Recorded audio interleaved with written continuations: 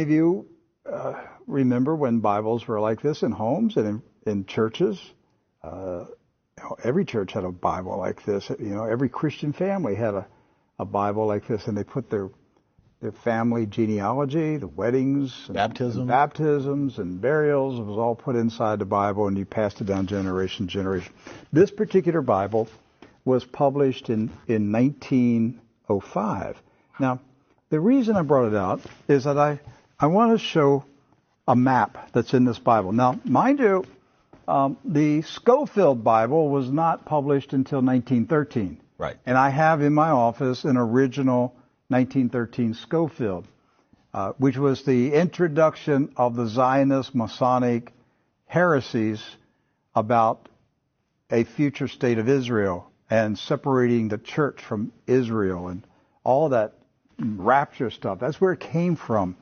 It was a Masonic Zionist heresy that was introduced into the American churches in 1913. This is a 1905 Bible. Pre-Scofield. Pre-Scofield, with no Scofield notes in it. So, you open it up, and this is on page 13. I mean, this thing's big. I want to show you. Here is a map of the Holy Land. And it says, what? Oh, Palestine of the Holy Land. They misspelled Israel. No. Palestine. Palestine. Huh. And all these Christian Zionists that tell me, Rick, there's never been a Palestine. All right, so here's a still. There it is. Let's zoom in and show you here. Yeah. So, you hear these people like John Hagee, there's never been a Palestine. Well, look at this Bible map from 1905. And most Bibles yes, from then had a map of Palestine. And Palestine is in the Bible itself, in the Old Testament. So we're showing you this just because I'm trying to break through the propaganda, the confusion, the lies that the Zionists have implanted in millions of minds of Christians in America, and told them there's never been a place called Palestine. But I have a map, Rick. Right there it is. So, with that in mind, do you know who lived in Palestine?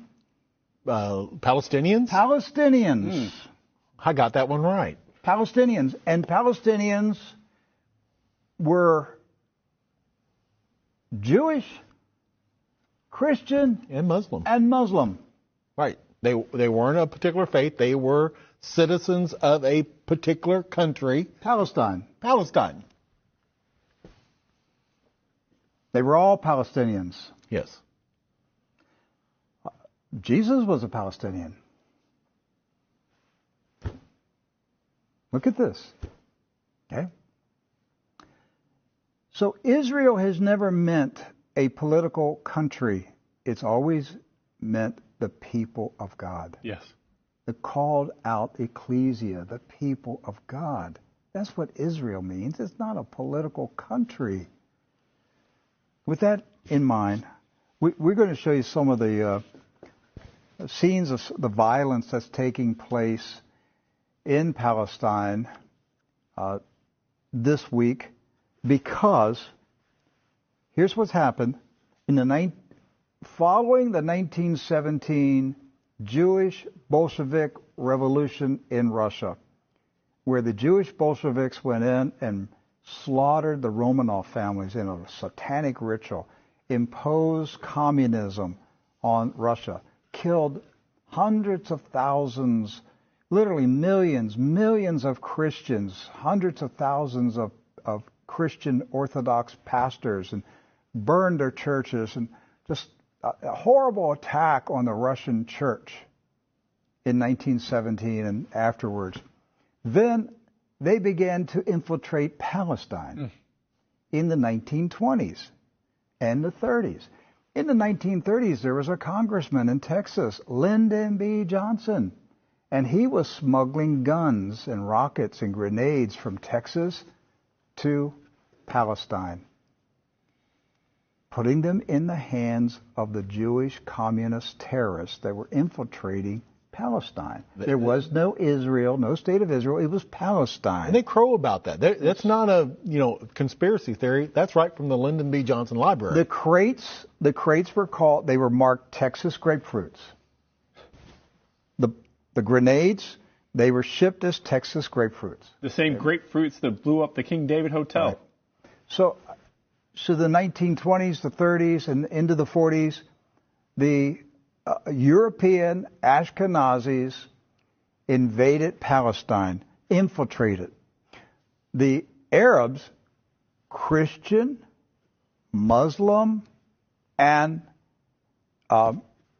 Jewish, all Palestinians, were alarmed by the arrival of the communist Ashkenazis from Europe. The so-called Jewish settlers were killing.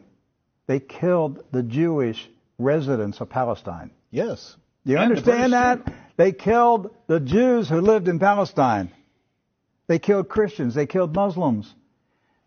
They finally got enough critical mass that they had enough numbers that they took over Palestine and declared their independence in 1948.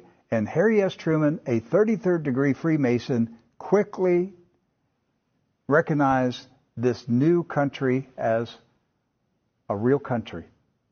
And that's how we got to 1948 and the State of Israel. There's never been peace in the Middle East since that day.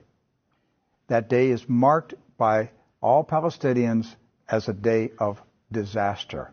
Nakba. A day of disaster. The disaster continues to this day. The Ashkenazis invaders continue to take the land, the homes of the Palestinians who have resisted, refused to leave their houses, refused to leave their farms. It's not about Palestinians trying to chase out Jews. It's Jews who are trying to chase out Palestinians. And to this day, since 1948, they're still fighting them, trying to make them leave. Right.